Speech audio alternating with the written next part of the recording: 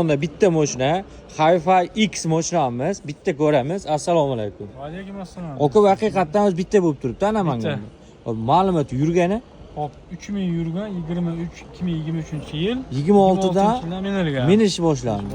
Hop. Buni bo'ladigan narxi qanchaga qilib beramiz? Buni 49700 deyamiz. Ozgina gaplashamiz. Gaplashamiz. Kelishilgan holat. Endi aka bu mashinamizni g'ayratika, buni eshigi yo'q, qanday ochiladi aka buni? Adres mana. Qaraymiz. Bunga. Polni o'chiradimi? Gap yo'q. Qarani mana. Bu qayerga mashinasi aka bu? Xitoy mashinasi.